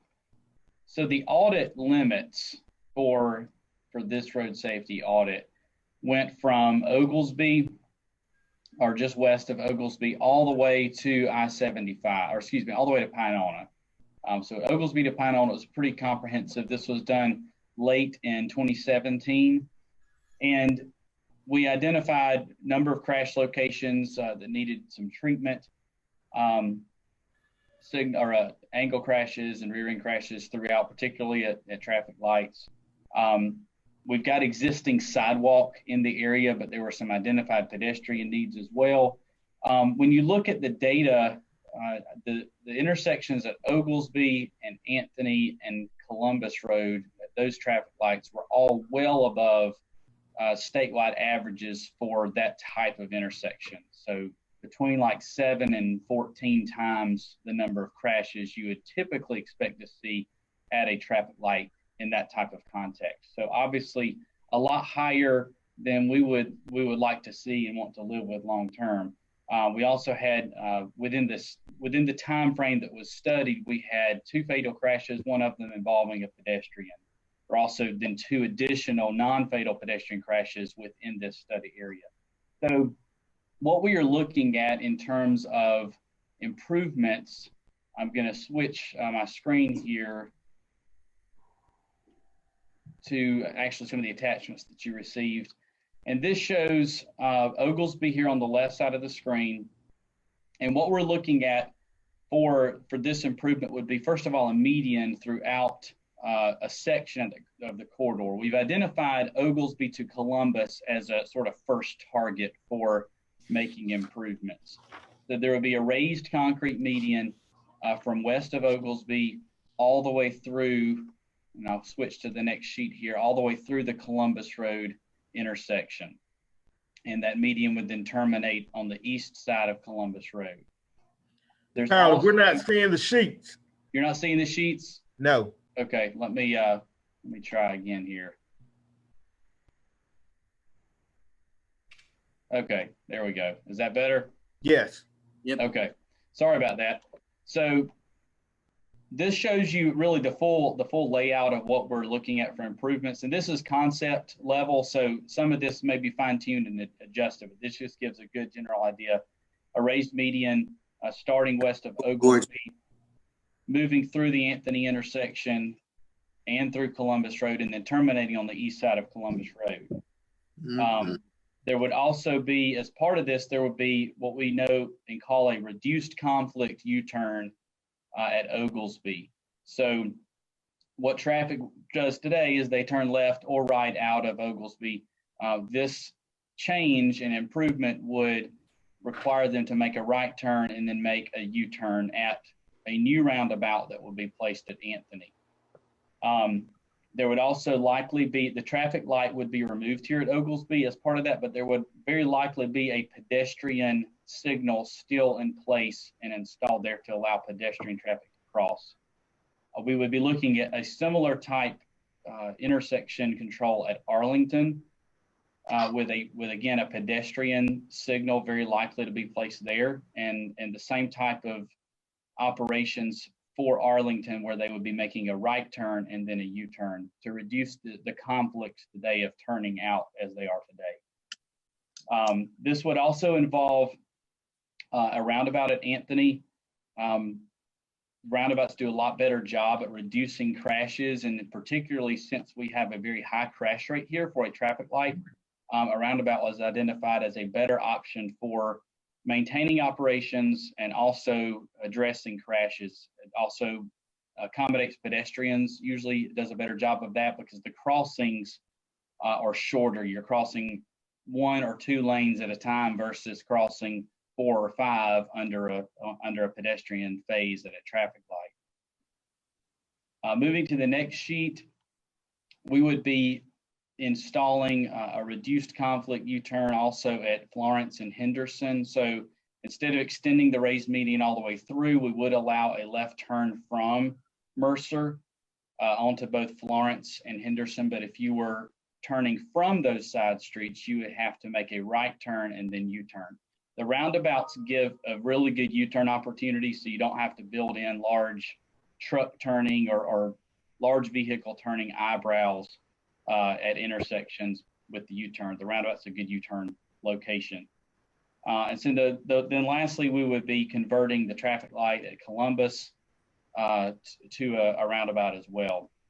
Again, Columbus actually had was about 14 times the statewide average for traffic lights. So again, the reason for addressing that situation with a roundabout versus a traffic light. So just to kind of recap a little bit of the safety benefits, we'll be looking at the roundabouts and the medians, and certainly any pedestrian hybrid beacons, pedestrian traffic signals that are in the corridor will address a lot of the safety concerns, especially those involving pedestrians. We also would expect to see some better speed control within this area by having both the raised median and the roundabout. The roundabout still allows for fluid operations, but traffic is slowing as they navigate, and as they exit. The raised median creates some good geometry that makes it less desirable for somebody to go at a high rate of speed. It's not saying you would never have a super speeder, but having the raised median there versus just what we call the flush median, where it's just asphalt, the same elevation throughout the pavement width. The raised median does a better job at encouraging lower speeds. So that really kind of recaps this particular project as part of the road safety audit that was done on Mercer. Now, I mentioned earlier that the actual audit went all the way to Pinona, and so there's some other considerations we're looking at along Pinona that are a lot lower impact in terms of things like refuge islands in the existing center turn lane for pedestrian crossings, and those are things that are still being looked at for future possibilities. I do have with me on the call Lindsay Traylor with GDOT, and she's actually the project manager for this project. This project has just received a funding commitment from GDOT in terms of, it's actually federal safety funding. And so Lindsay is on the call to speak to or answer questions about the actual schedule and cost. We're not looking at this, coming into place tomorrow by any means. There's still some time to get it designed and go through a traditional GDOT project process. Lindsay, are you on the call, and anything you want to share at this point?